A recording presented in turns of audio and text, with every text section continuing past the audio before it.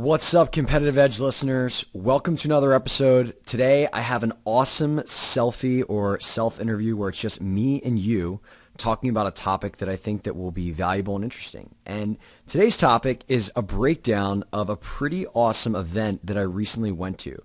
Now, if you've been listening to the show, you know that Tony Robbins has been a big influence in me in the way that I think, in the way that I choose to manage my emotions, and a lot of the mindsets that I take. And I recently went to one of his events, Unleash the Power Within, out in San Jose, and I thought it would be an interesting topic to discuss the event, discuss some of the key mindsets and things I learned, and then finally dive into how my life is different or the things I'm going to change after spending these 4 days at this event. So I think that that's what we're going to cover today, and just kind of give a little bit of background.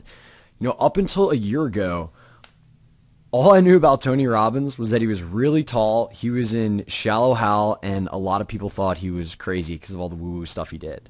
But two of my roommates, Ben and Charlie, two of the guys that I live with in Brazil, kind of turned me on to his material in the world of self-development and creating change in your life. And the first program that I started out with was this audio program that Charlie gave me called 7 Steps to Lasting Change.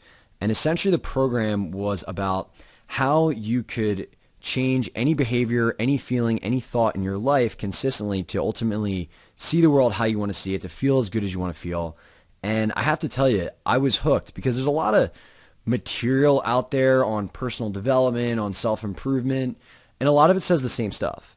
And Tony's approach was incredibly fresh. It was stuff I've never seen or heard about before. And as I started trying it, not only did it make sense to me theoretically, but a lot of it worked. So I immediately became a huge fan. I went ahead and read Awaken the Giant Within. Love that. Have watched a lot of his YouTube videos. And my desire to go to this event was to see Tony in the flesh and figure out what all this events that people have raved about that in my network that I've connected with are all about. So I wanted to go out to San Jose to do that. And I also just kind of give you guys personal insight into my life right now. I'm kind of trying to lock in on what my next venture is going to be. So I've been fortunate enough, I'm back in the States now. I just moved into my new place in San Diego, and I've been fortunate enough to create a very comfortable lifestyle business that's pretty passive at this point that allows me to comfortably live the lifestyle I want to live. And now I want to focus on something bigger and a product that is not my information. So I wanted to really go to Tony to kind of get my mind right, make sure that I have the right frameworks and ideas to pursue this next venture, which is going to be a big, big thing in my life. So those were really my intentions going into the event. And I think it's important for anything like this to go in and set intentions. And I actually went with 7 of my friends. And before we went into the event, we all decided to set intentions in terms of what we were looking to get out of it, and so that we were really focused on seeing the opportunities and having the right context to really process the information so that we could apply it into our lives.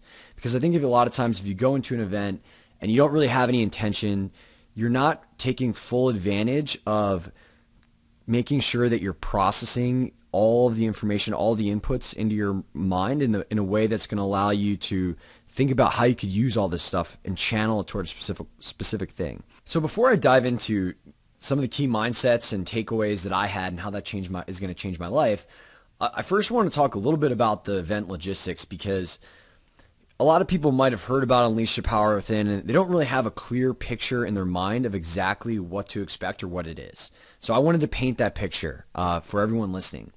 So it was held at the San Jose Convention Center, and 5,600 people showed up to the event from 50 different countries. It was truly amazing, and there was everybody from little kids there to people in their mid-20s like myself to older people from all walks of life. Melissa Etheridge, the singer, was there. There were some startup CEOs there. And then there were, conversely, there was people that looked like they were on hard times there as well. So it was a very, very diverse crowd, and there was a ton of translators. And it was truly extraordinary that all these people came from all over the world to see Tony. And, one of the things that was cool was that I didn't really know what to expect, like 4 days sitting in a convention center sounded horrible, but from the moment the event started, it was lights, energy, loud music, dancing, moving around, having a blast. There were times I literally felt like I was at a nightclub. And really the driving force of all that energy beyond the external stuff that I just described was Tony Robbins. This guy has more energy and fire than anyone I have ever seen.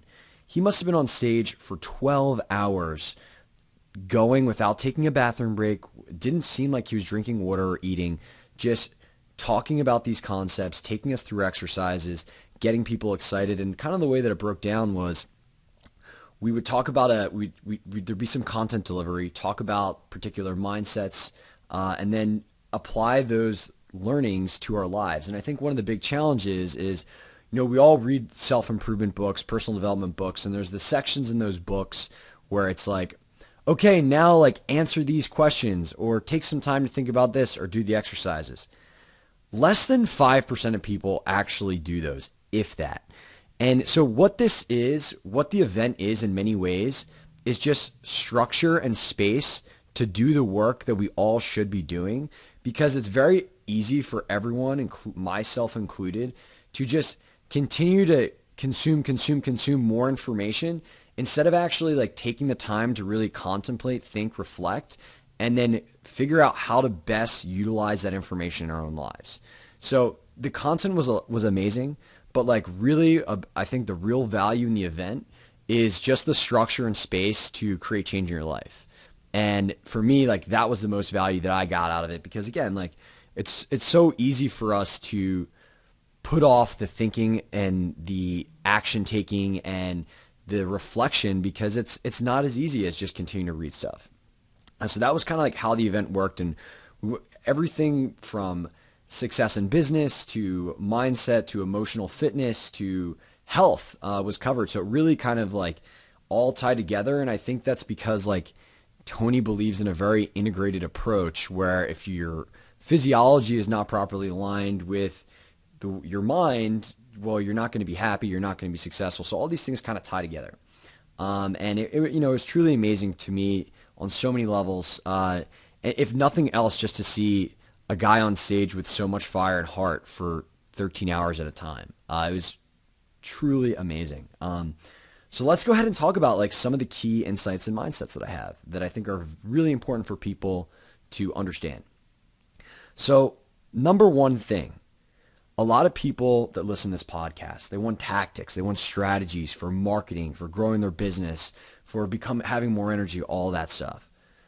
Life success, it's 80% psychology, 20% tactics, right? So everyone out there who's like an entrepreneur or wants to have success in business, like, well, tell me the marketing strategy you used to grow. What did the cold email say? All that stuff. And that stuff's great. But like the reason why people are successful is rarely built upon the shoulders of tactics. If you're determined and resourceful enough, like you're going to keep going until you find the right tactic. There is no shortage of places to find this stuff, but there's definitely a shortage of tools that we all have as humans to determine like, how do we overcome this feeling that we're not motivated? How do we change? How do we develop resiliency? When something bad happens to our business, how do we see that as an opportunity for something good? How do we go about like prioritizing the million different things that we can do? All of this stuff is psychological stuff. And if you can win the psychological battle, you can go ahead and you can do anything. You can find all the tactics that you need. So like why I invest so much in my personal development and so much in developing emotional control is because personally, I believe like if you get the psychology right, if you get the inner self-talk right, you can do anything. The number one thing that holds us back is fear of failure. And that's a psychological challenge. That is not a tactical challenge. Like there are so many great examples that were brought up. Walt Disney went to 302 banks before getting a loan to start what has now become one of the most joy-inspiring companies in the world. Do you think that like his ability to continue to go and do that was like a tactic or a strategy? No, it was him learning how to be resilient, is having the internal fortitude to keep going, to keep trying, to keep iterating, to keep progressing. That is a psychological challenge. And there's just so many instances where I feel like people are like searching for like these bulletproof tactical solutions. And yeah, those certainly help. But like if you have your psychology and mindset right, then all that other stuff, like you'll eventually get there one way or another because you're going to climb above the wall, go under the wall, or build a damn door to get what you want. And that's the truth. So just something to keep in mind, like psychology, 80% of the battle in anything that you're trying to achieve. And by the way, like the quality of your life is not to determine like how successful your company is or how much money you have. It's determined by the emotions that you feel. And I guess this kind of segues into my number two big realization here. Like ultimately, like everybody just wants to be happy, and like they can achieve that happiness from like contributing to the world at a large scale, by having great people in their life, by building a family, by building a big business. But there's a lot of people out there that have achieved grand things that aren't happy. And you know, they don't have a good life because they don't feel good about themselves, about their time on this earth. And so there's a difference between achieving to be happy and happily achieving.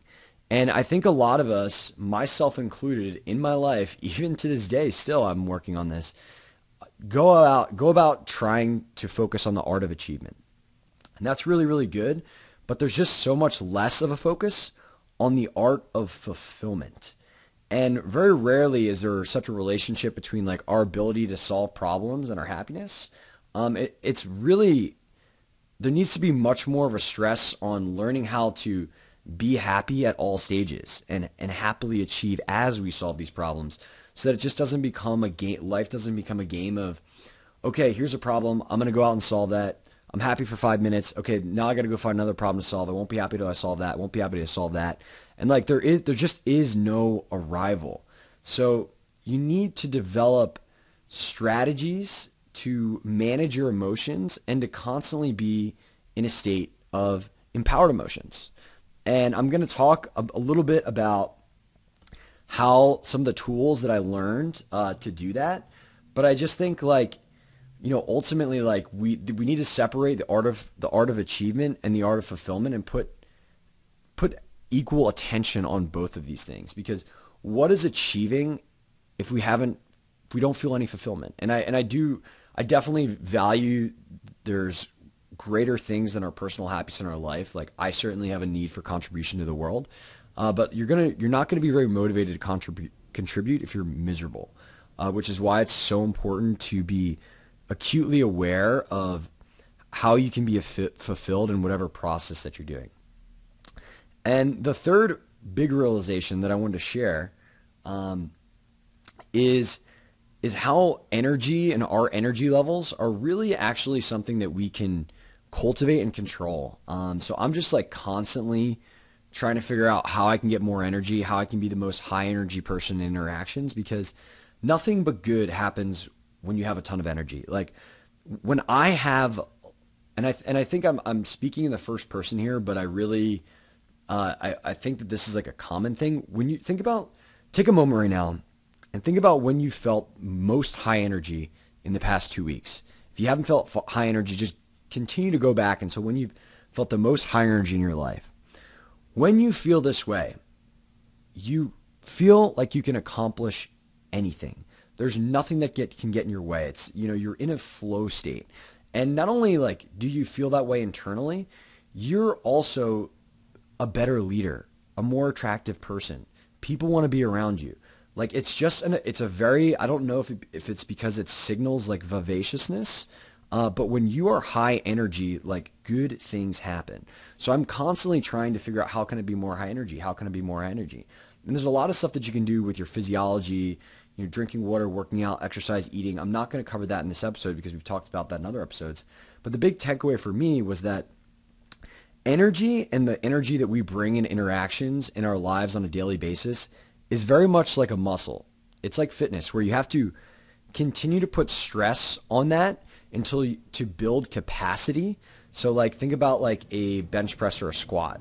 You put stress on your muscles, you put weight on the bar, and then you continue to do that and put more and more on so that the next time you lift, you can do more. And then you can do more. You're building a capacity to lift weight. And our energy is the same exact way.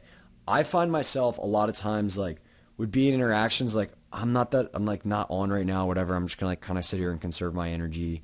And like instead of being like, no, I'm going to force myself to be high energy, because the more that I use it and the more that I focus on being high energy, the stronger my capacity gets. So if my goal is to be the most high energy dude in every situation at all times as much as I can in my life, given my sleep schedule and diet allow it, I need to intentionally be putting it under stress and be proactive about embodying a high energy state as much as I can. So that was like a really big realization for me. And just like, hey, listen, I have the choice whether I'm fully engaged in whatever I'm doing, and to a certain extent, granted, and I'm going to bring it like every single time to just build that capacity. And I think like another really cool thing that I liked too is that like the biggest energy hack is obsessive focus on something, is just really having your heart and mind and aligned with a particular mission. And like that's when you're going to derive like boundless, unlimited amounts of energy. And that's why like for me, I've just really tried to be super thoughtful on like what mission for this next venture to really lock in on, because I want it to be one where I can have unlimited amounts of energy to call upon because of an obsessive focus and care about a particular problem and situation in terms of how a company is structured that I care about. So those were like the big high level insights for me. It's 80% psychology, 20% tactics. We have to focus on happily achieving, not just achieving to be happy. And this idea that energy is a muscle, we have to build it, we have to cultivate it. If you want to be a high energy person, you have to put it under stress. You have to be intentional and proactive about using it so that you build that capacity to be high energy as much as you can. So let's go ahead and talk about just some of the tools that I'm going to be using after the event, particularly around, I think a good one to be focused, because there's so much information, would be achieving versus happily achieving. And I think for achieving versus happily achieving, what it really comes down to is our ability to manage our emotions. So a lot of this stuff is going to be focused on dealing with emotions that you feel in the process of trying to achieve something difficult, because your ability to really handle these and to learn how to dance with life and its challenges and to actually embrace that process is the extent to which you're going to be happy. So number one, you need to trade expectation for gratefulness, right? So when we are unhappy, it is because there is a gap between what our lives are and what we expect, right? If I expect to be 26 years old, have $50 million, be dating Miss Universe, and have the coolest, most awesome friends in the world, and I don't have that, I'm going to be pretty darn unhappy, right? Because I'm not consistent with my vision of my life that I expect to have. And I definitely want to make sure that everybody listening right now knows that you can still have high expectations for yourself that motivate you and push you to achieve and be happy, right? So when you have a big gap between reality and your expectations for your reality, that's like really the root of unhappiness. And what we need to learn how to do is to take all these like expectations and like look at our lives and instead focus on like what we can be grateful for, right? So every single day, a very simple practice that I do to make sure that I'm constantly focused on like gratefulness and how awesome my life is two things. One, I do a guided meditation where I take time, 2 to 3 minutes, to just focus on like everything that I'm grateful for in the last 24 hours and about my life in large. And these are not like, usually it starts off, I'm grateful for my parents, Mom, I know you listen to this. Yep, you're the first one I mention. But it can be things like, I'm so grateful for this cup of coffee I know that I'm going to have after this. It doesn't have to be like in crazy things. I'm so grateful that I have a place to sleep every night in a warm bed. I think like a very big trap that a lot of us fall into is we think about like relative success instead of global success, or like global gifts that we have. So like I look at my friend who's like got this, awesome company and all these things, like, man, I'm not successful. But in reality, like, my life is actually awesome. Like, I live a charmed life as somebody that was born in the United States, that had a great upbringing and all of these things, that's healthy. So we need to like take a step back and make sure that like one of the big steps in being grateful is just like looking at your life in terms of like a global scale and a true like objective scale versus like relative, because that's like really where a lot of people can get really stuck and ultimately have trouble being grateful for their lives. So I do the meditation, then I actually do a journal too, where I write down 3 things for I'm grateful for and 3 reasons why yesterday was awesome. Both of these things make me feel good about my life, and ultimately they make me focus on appreciation instead of expectation.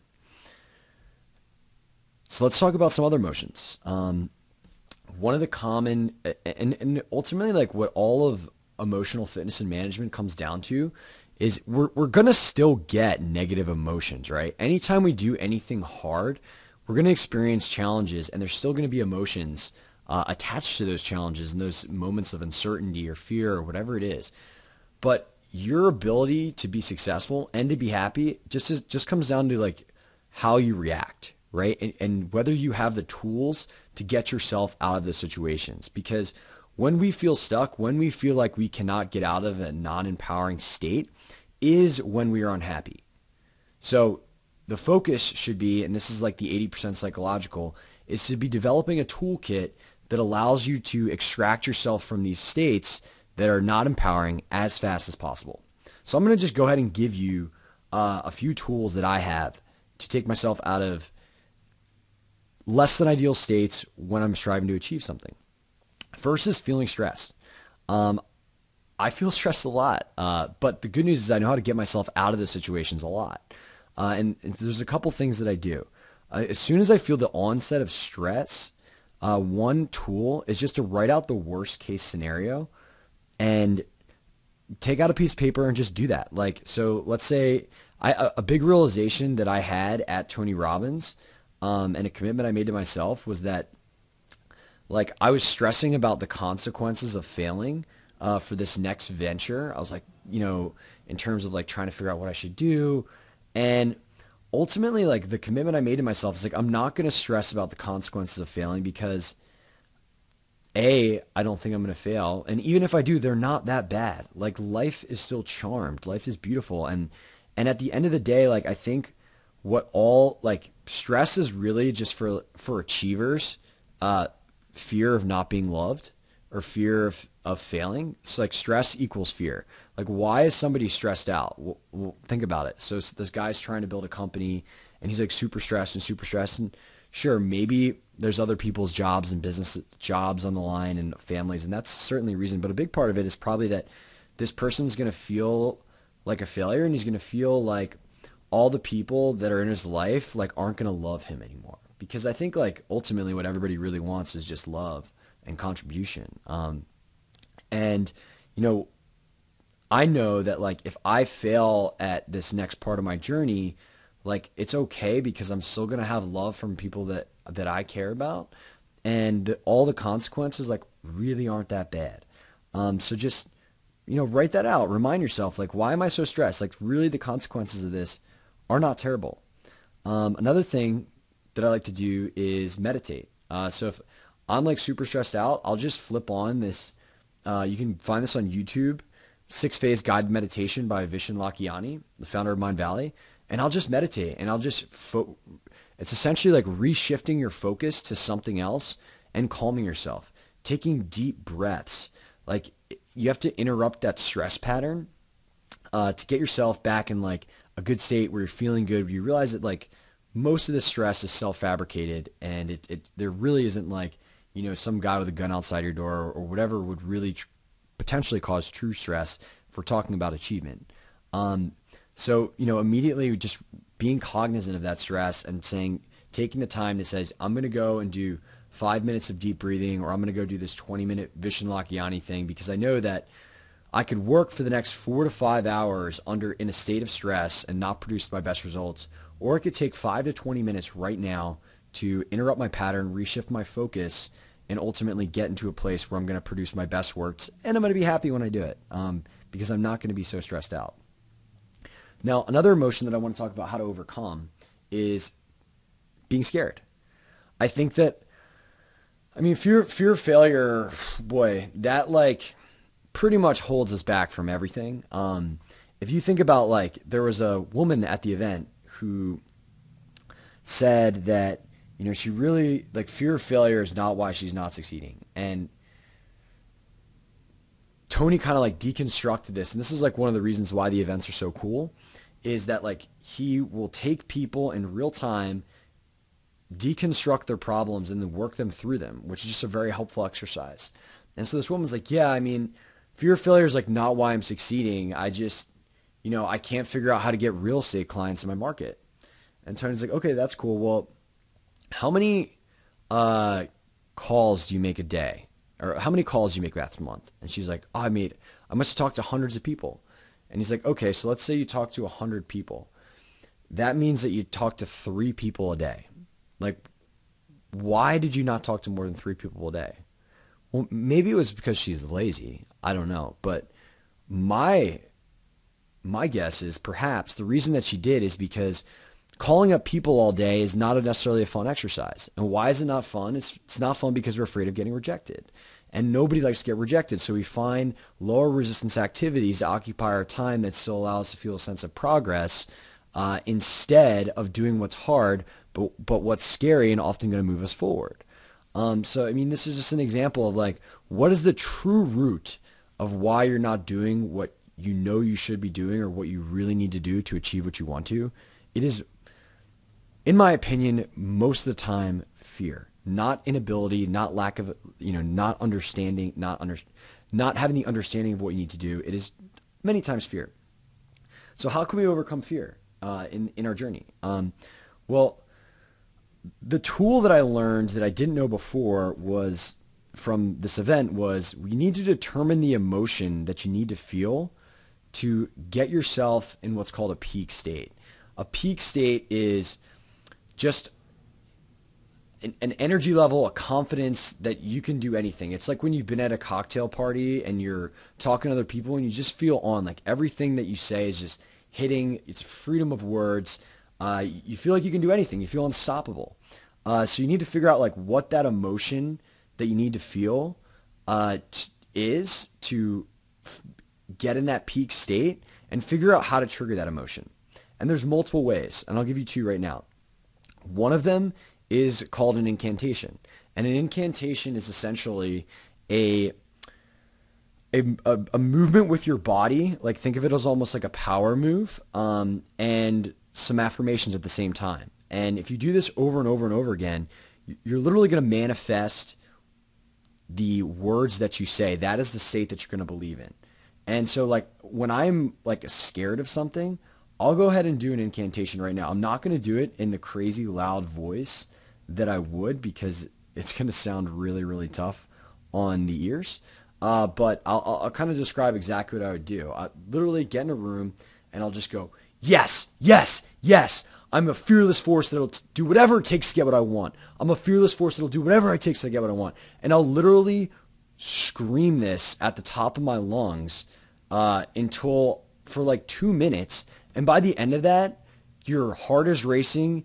You feel unstoppable. And if it's the cold call that you're afraid to make, you're going to pick up that phone. No one can stop you. If you got to fire somebody and you were worried about it, whatever it is, you have to tell somebody that's a challenging discussion. You're going to feel ready to go after that because you're going to be manifesting the words that you were screaming.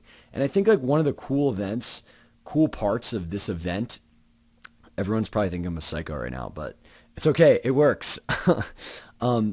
one of the cool parts about this event is like a lot of people will read about like incantations or something, and they're never in an environment that allows them to like properly do them and like go all out and really reconnect with your primal state.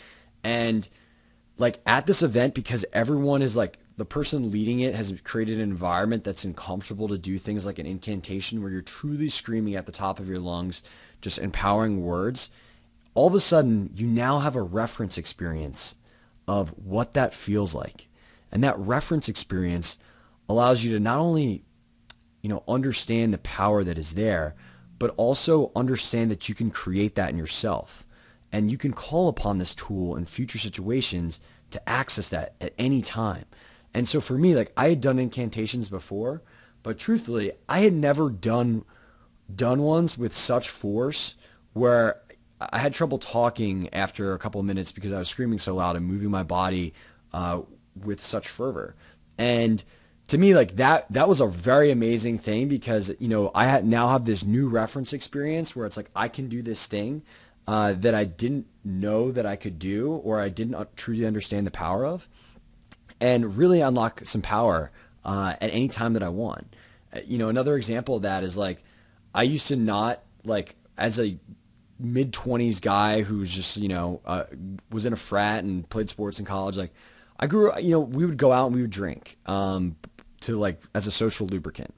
And for the longest time, like I didn't think it was like realistic to go out and not drink and to be like incredibly social and outgoing and like funny and all this stuff until I did it a couple times. And after you did it a couple times, it's like, whoa, I have this reference experience that I can do this thing that I didn't do. Thus, it's much easier for me to go ahead and do this in the future and realize that it's actually not a big deal and it's totally achievable. So, this idea of creating like reference experience is just something that was a really valuable part of this event, and was certainly valuable when I think about the strength and belief that I have around incantations to put you into a peak state.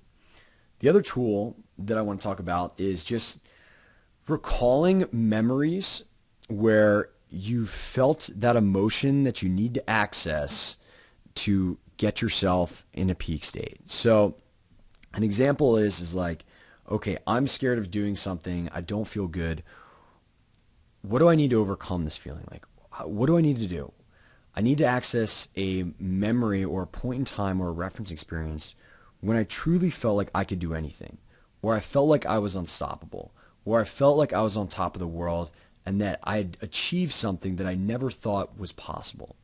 And get incredibly vivid in your mind about this memory. Now, I hate philosophical stuff. That doesn't actually have like examples. So I'm going to give you the memory that I use. And this is the real memory that I use when I feel like I need to be empowered. A quick story about me was, so I played football in college, and I came in, I was number 109 on the depth chart. Freshman year, I got some playing time. My coach told me before that, or after that, they never thought that I was really ever going to play. And I was like the third shortest guy on the team. I'm like 5'10" and a half, but like for D1 football, that's like not that big, especially for a linebacker. And probably like the greatest sense of joy and unstoppableness I've ever felt was when I was elected captain of the team and when my name was called in our spring game my junior year.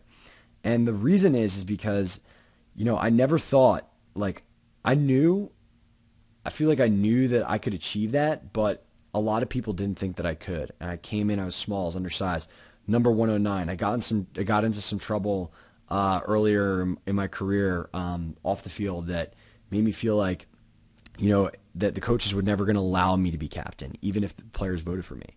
And, when I think about that moment when my name was called, when I ran out into the field and my mom and dad were in the stands and they were trying to figure out why I was facing all my teammates the opposite direction of the other 110 guys.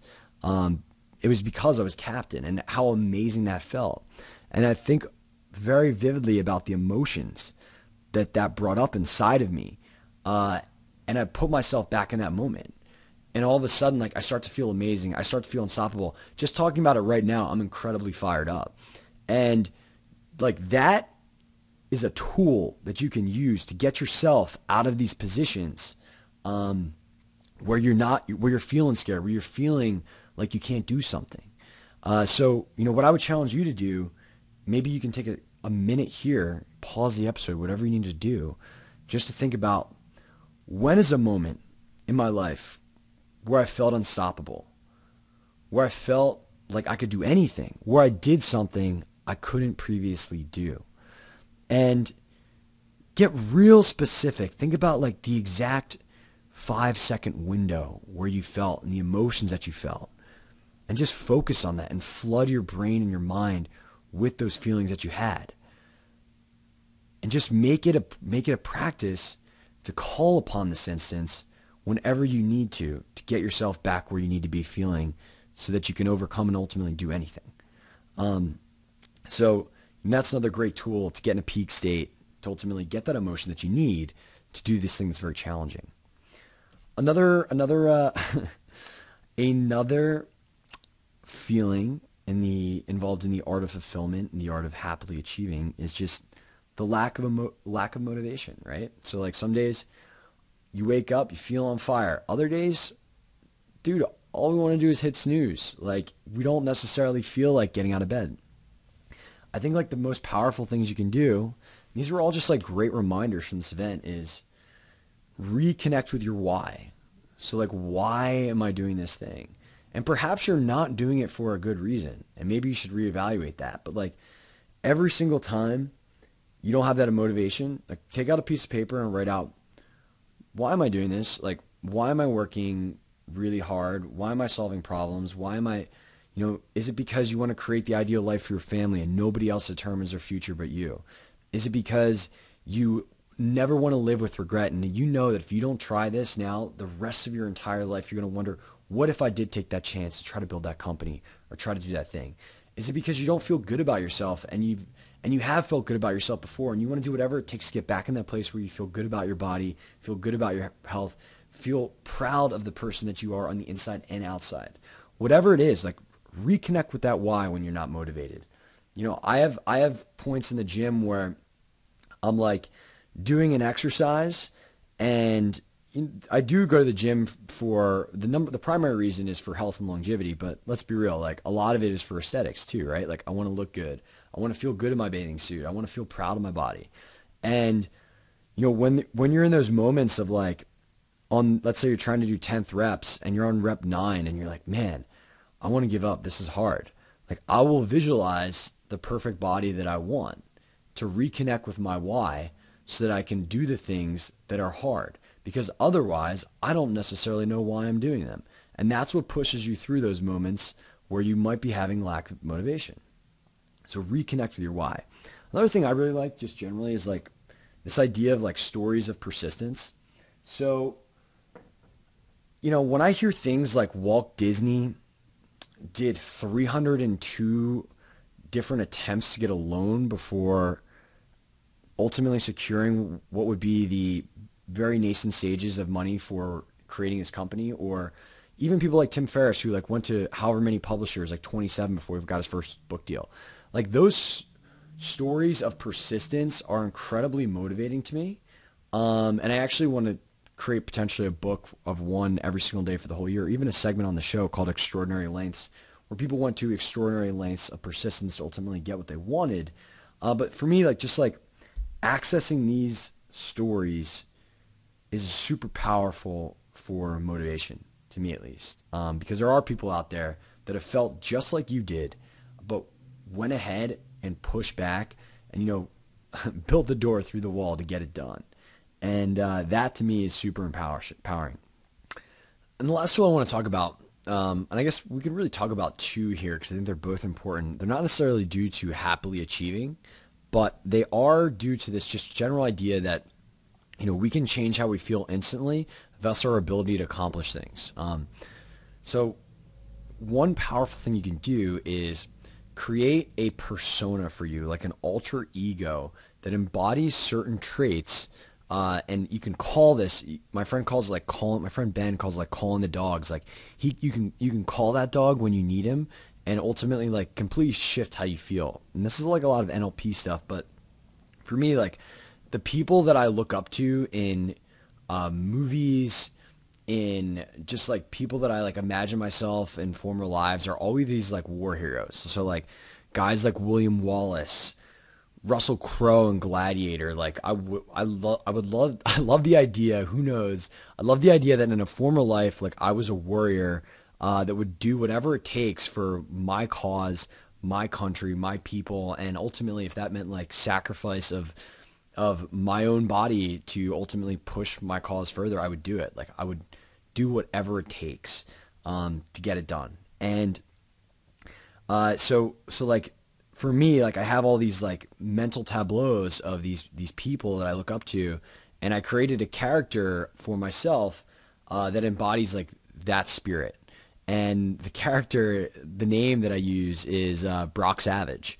And so like, you know, this is Brock Savage is like the type of man that like does whatever he needs to get the job done. He's incredibly resilient. He's incredibly fearless. Will do whatever it takes. Like, you know, I have images of like running. There's an amazing scene in the movie Troy where the boats land and like all these other soldiers are like still on their boats, and then Brad Pitt's character Achilles runs out in front of everyone, in front of like thousands of warriors throwing spears at them. They're completely fearless, running into like ahead of everyone else, running directly into enemy fire. And like that is the type of character that Brock Savage is. And so like when I feel like I'm scared or I need to, you know, I'm lazy or whatever it is, like I'll just like call that character. I'll just be like, Brock Savage, like what would you do? Like, come on. And I'll just get myself into this like alter ego that I've identified, that I've created this persona. And I have to tell you, it really does change the way you feel. And it gets me to do things that I wouldn't normally do. And, you know, a lot of times, like, this may sound crazy, it may sound woo-woo, but it works for me, which is why I'm telling you. So, like, I challenge you, like, people listening to this, like, think about your favorite movie. Think about the main character in the movie. Think about what they embody. Think about the characteristics. Think about how they behave. Now, think about the situations where if you were able to embody those characteristics in your life, you know, how much power you could have, how much resiliency that you could have, how you could do anything.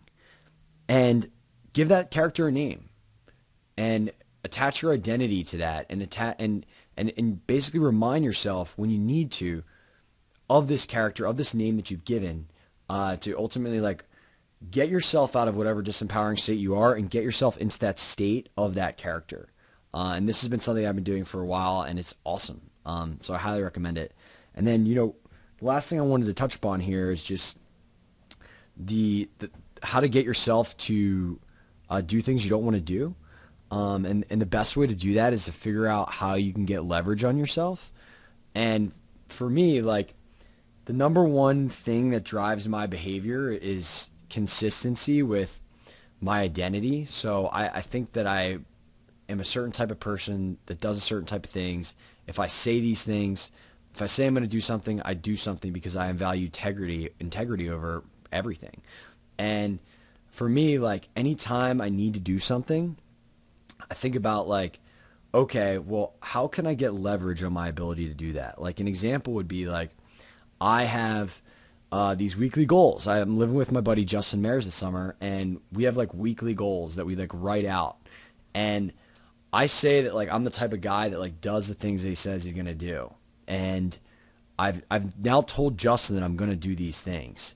And if I don't do them, I'm ultimately like not going to be an integrous dude who's accountable to the things that he says he's going to do. So that's like an example of me getting leverage on myself because I want to maintain consistency with my identity as an integrous guy.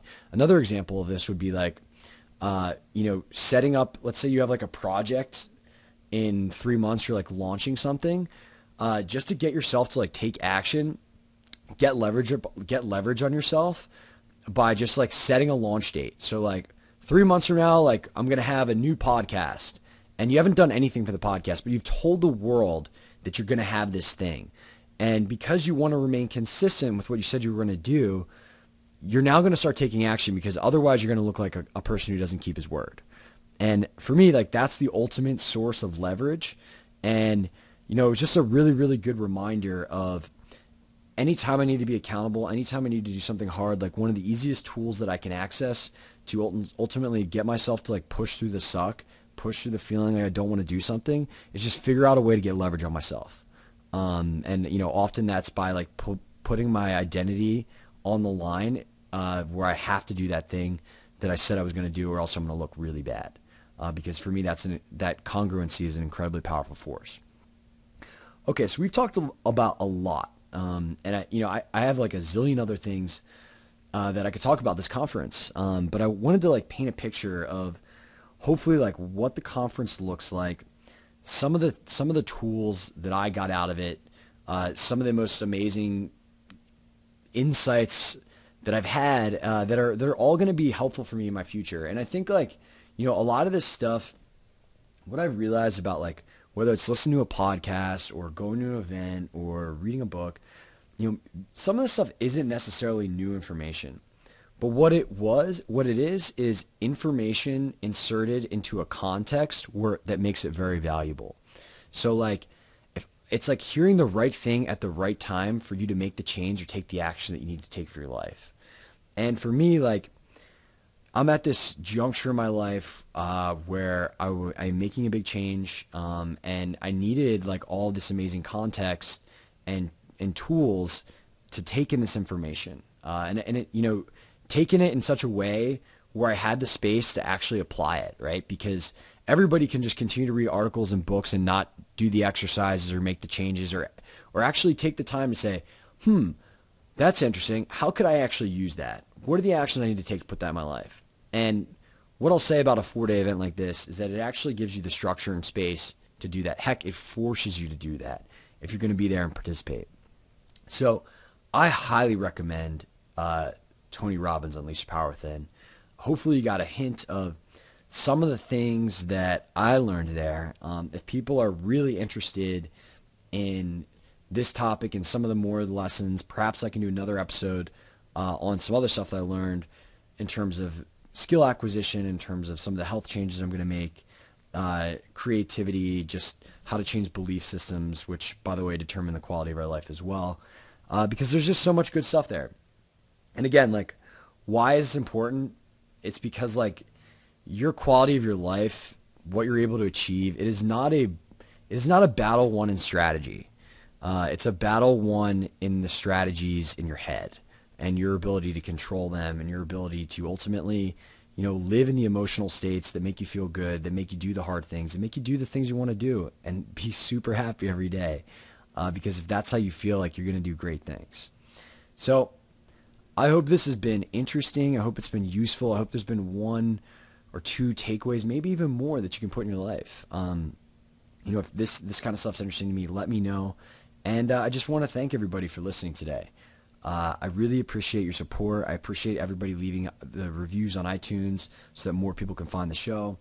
And I look forward to just hopefully bringing on some more awesome guests that's going to help everybody out. Thanks so much for your time today, and I'll see you next time on The Competitive Edge.